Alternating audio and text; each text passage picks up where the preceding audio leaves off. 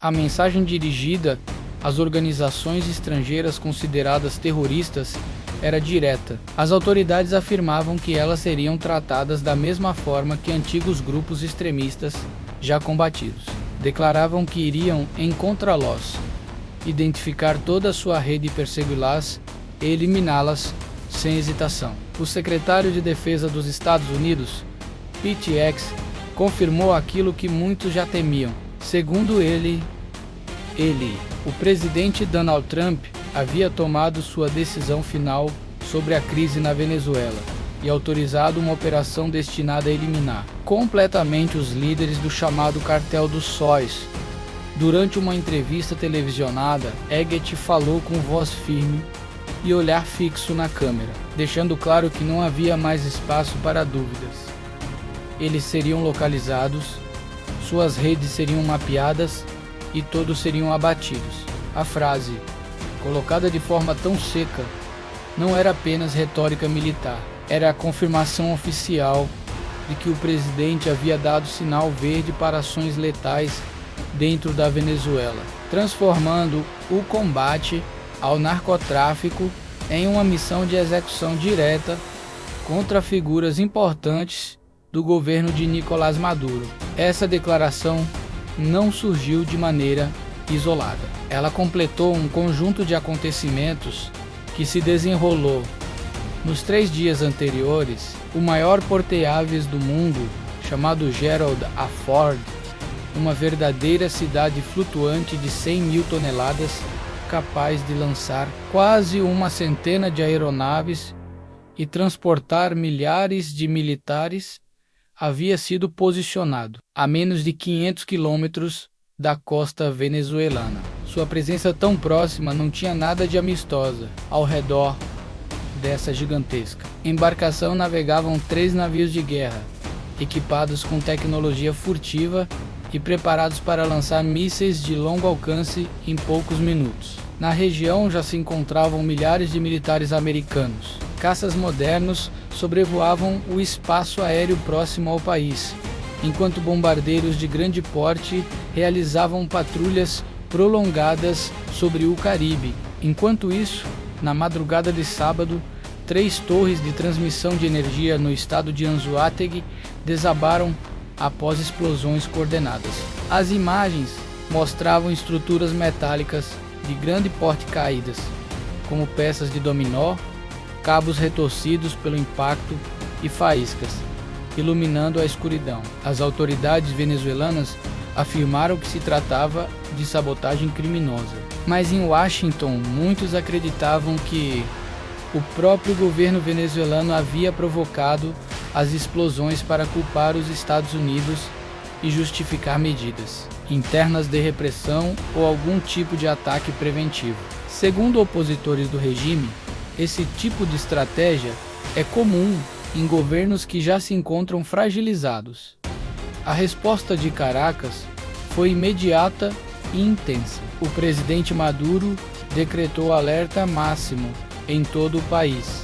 Centenas de milhares de militares, milicianos e reservistas foram mobilizados. Fragatas de origem russa e embarcações de vigilância enviadas pelo Irã começaram a se deslocar para o Mar do Caribe. Sistemas de defesa aérea foram ativados e exercícios de combate em áreas urbanas passaram a ocorrer na capital. A nação inteira foi colocada em estado de resistência total. Todos esses acontecimentos tinham um ponto em comum. Segundo Eggett, eles faziam parte da Operação Lança do Sul, anunciada dias antes como a maior ofensiva norte-americana no continente desde o fim dos anos 80. O objetivo declarado da operação era impedir o avanço do narcotráfico, remover grupos considerados terroristas da região e proteger aquilo que Washington via como sua área de influência natural, que abrange toda a América Latina e o Caribe.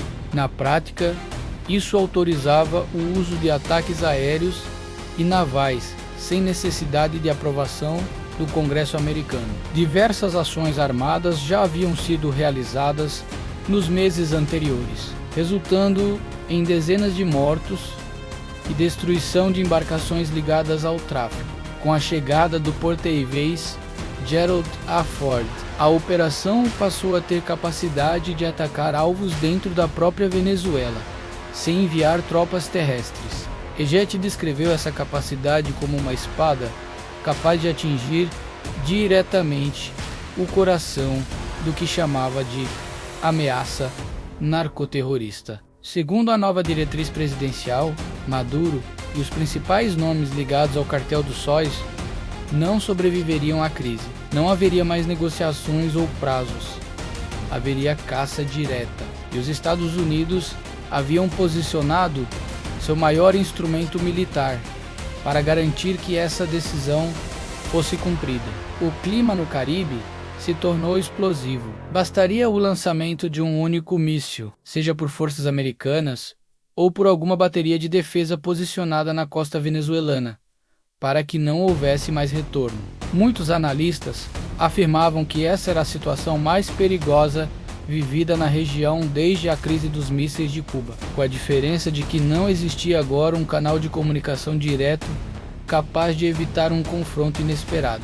Trump, que muitas vezes usou demonstrações de força como instrumento político, encontrava na Venezuela um palco perfeito para unir sua base, minimizar problemas internos e afirmar que estava cumprindo sua promessa de destruir cartéis e grupos criminosos. Do outro lado, Maduro, cada vez mais isolado e enfraquecido, via na retórica nacionalista sua única forma de manter apoio dentro do país. As explosões das torres de energia acabaram alimentando interpretações diferentes. Para Washington, era um sinal de desespero do regime.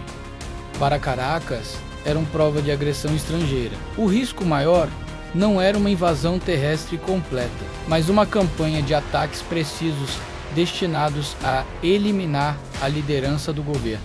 A presença de forças russas e iranianas complicava ainda mais a situação, pois um único erro poderia desencadear respostas inesperadas e atingir outros países da região. Para a América Latina, o cenário era alarmante. Havia risco de aumento no fluxo de refugiados, interrupções no comércio marítimo, elevação do preço do petróleo e instabilidade política.